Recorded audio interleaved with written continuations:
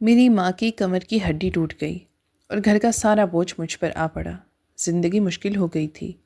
میری بیوی میری ماں کی کوئی خدمت نہیں کرتی تھی۔ میں نے بیوی کو گھر سے نکال دیا اور دوسری شادی کر لی۔ دل بہت ٹوٹا مگر فیصلہ کیا۔ میری دوسری بیوی میری ماں کا بہت خیال رکھتی تھی۔ میری ماں کی صحت آہستہ آہستہ بہتر ہو گئی، مگر وہ ہر وقت خاموش رہتی اور اکثر تنہائی میں روتی رہتی تھی۔ مجھے کچھ بھی نہیں بتاتی تھی۔ میں اندر ہی اندر بہت پریشان رہتا تھا۔ ایک دن میں نے اپنی دوسری بیوی کو ماں کی کمر کی مالش کرتے دیکھا تو میرا دل بھر آیا۔ میں وہیں پر بیٹھ گیا تھا۔ جس سے بہت مصیبتوں اور مشکلوں سے ماں باپ نے پالا تھا، انہوں نے میرے لیے دن رات محنت کی اور مجھے اس قابل بنایا کہ میں انہیں سنبھال سکوں۔ ایک دن بابا گاؤں اپنے دوست سے ملنے گئے کیونکہ وہ بہت بیمار تھے اور آخری وقت میں تھے۔ بابا کے دوست کی وفات ہو گئی۔ واپسی پر وہ ایک جوان لڑکی کو ساتھ لے آئے اور کہا، یہ میرے مرحوم دوست کی بیٹی ہے، اس کا نکاح تم سے کروں گا۔ میں ناراض ہو گیا، مگر بابا مجھ سے محبت بھی کرتے تھے۔ انہوں نے مجھے مجبور کر کے میرا نکاح ماریا سے کروا دیا، جس کے بارے میں کچھ بھی نہیں جانتا تھا۔ وہ ہر وقت سہمی سہمی رہتی تھی اور مجھے اس پر بلا وجہ بہت زیادہ غصہ آتا تھا۔ میری اماں کو بھی وہ بالکل پسند نہیں تھی۔ وہ کہتی تھی، تمہارے باپ نے تمہارا نہیں سوچا بلکہ دوست کا وعدہ نبھایا ہے اور لڑکی تمہارے پلے باندھ دی۔ انہی دنوں میرے بابا بھی شدید بیمار ہو گئے اور کچھ ہی عرصے بعد وہ اس دنیا سے چلے گئے۔ بابا کی وفات کے بعد میں اندر سے ٹوٹ گیا تھا اور گھر کی فضا بھی بدل گئی تھی۔ میں نے دوسری شادی کر لی کیونکہ پہلی بیوی سے نفرت محسوس ہونے لگی تھی۔ دل میں شک بھی بھر گیا تھا۔ میں سمجھتا تھا وہ کسی کے ساتھ گھر سے بھاگ گئی ہے، مگر سچ کچھ اور تھا۔ وقت آنے پر مجھے اپنی غلطی کا احساس ہوا۔ میری دوسری بیوی بہت خوبصورت تھی۔ وہ ہم ماں بیٹوں کا بہت خیال رکھتی تھی، مگر میری ماں کہتی تھیں کہ یہ لڑکی بہت اچھی نہیں ہے۔ میں نے یقین نہ کیا اور خاموش رہا۔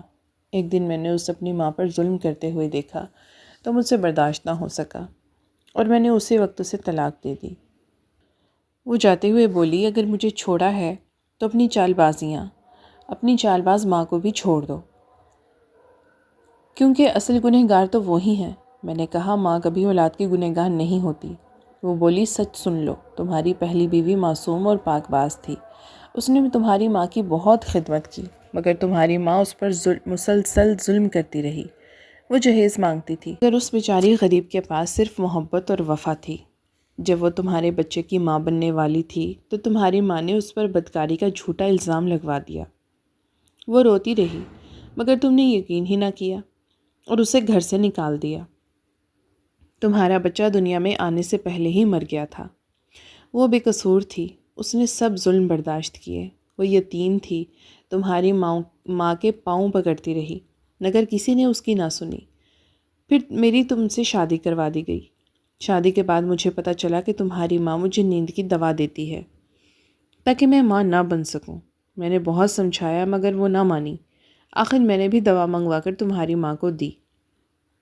جسے تم روغنی تیل سمجھتے رہے، وہ دوا تھی جس سے وہ مزید بیمار ہو گئیں، اور میں نے جان بوجھ کر انہیں سیڑھیوں سے گرایا تاکہ انہیں اپنے ظلم کا احساس ہو، مگر تم نے سچ نہ جانا اور مجھے طلاق دے دی۔ یہ کہہ کر وہ چلی گئی۔ میں اکیلا رہ گیا تھا، گھر ویران ہو گیا تھا۔ مجھے اپنی پہلی بیوی کی سسکیاں یاد آنے لگیں۔ میں نے اس پر شک کیا اور اسے گھر سے نکال دیا تھا، مگر وہ تو بے گناہ تھی۔ بابا کا وعدہ بھی نہ نبھا سکا۔ میں بہت رویا اور خود کو کوستا رہا۔ پھر ایک انجان نمبر سے پیغامات آتے رہے، مگر میں نے توجہ نہ دی۔ جب میں ماں کے پاس بیٹھتا تو وہ آنکھوں میں آنسو لیے مجھے دیکھتی رہتی۔ ایک دن انہوں نے آخری بار کہا، اگر ماریا ملے تو اس سے معافی مانگ لینا، میں نے اس پر بہت ظلم کیا ہے۔ یہ کہہ کر وہ ہمیشہ کے لیے خاموش ہو گئیں۔ میں ٹوٹ گیا تھا۔ میں نے ماریا کو بہت ڈھونڈا مگر وہ نہ ملی۔ 5 مہینے گزر گئے۔ پھر میں حکیم کے پاس گیا جس سے دوسری بیوی تیل لاتی تھی۔ وہ بیمار ہو چکا تھا۔ میں نے اس سے پوچھا کہ اس تیل میں کیا تھا اور کس کو معلوم تھا کہ وہ جان لیوا ہے۔ وہ گھبرا گیا۔ میں نے کہا، میں تمہاری عمر کا لحاظ کر رہا ہوں، ورنہ تم پر پولیس کیس بھی دائر کر سکتا ہوں۔ تب اس حکیم نے کہا کہ میں نے یہ سب پیسے کی خاطر کیا تھا۔ تمہاری بیوی تمہاری ماں کی دشمن تھی۔ میری 3 بیٹیاں ہیں، ان کے جوڑے ہوئے ہاتھ دیکھ کر میں کچھ کہے بغیر ہی واپس لوٹ آیا۔ وقت گزرتا چلا گیا۔ میں نے اپنے آبائی گھر ہمیشہ کے لیے چھوڑ دیا تھا۔ اس گھر میں مجھے عجیب سا ڈر لگتا تھا۔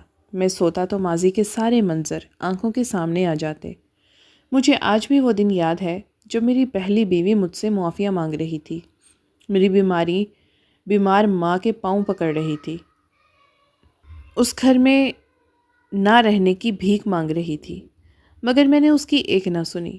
پھر مجھے اپنی دوسری بیوی کا خیال آیا جو مجھ سے تیل منگوا کر کمرے میں جاتی اور کہتی کہ بغیر دستک کے اندر مت آنا، اور جب میں اچانک جا کر دیکھتا تو وہ وہی تیل میری ماں کو زبردستی پلا رہی تھی اور بالوں سے پکڑ کر انہیں تھپڑ مار رہی تھی۔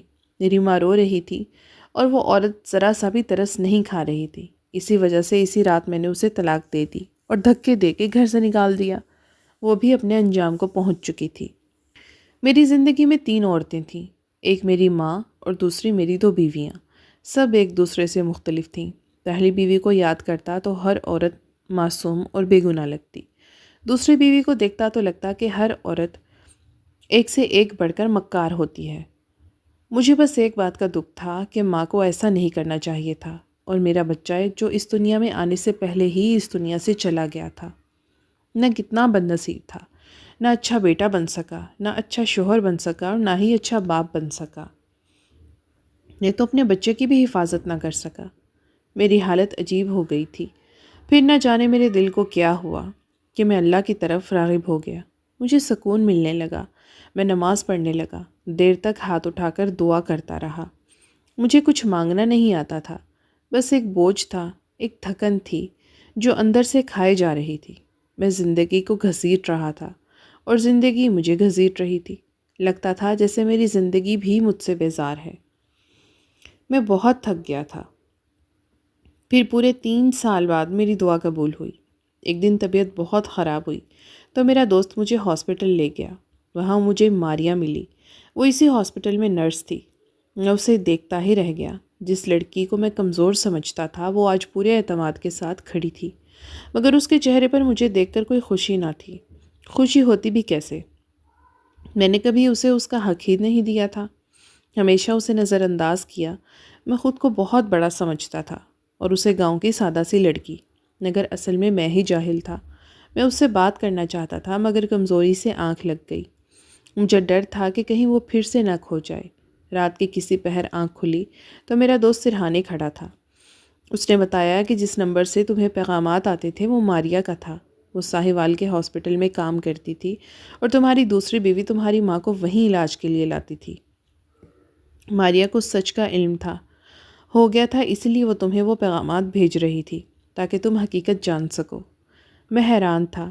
میرا دوست بولا، میں پہلے دن سے جانتا تھا مگر تمہیں اس وقت نہیں بتایا کیونکہ تمہیں خود اپنے گناہوں کا احساس ہونا ضروری تھا۔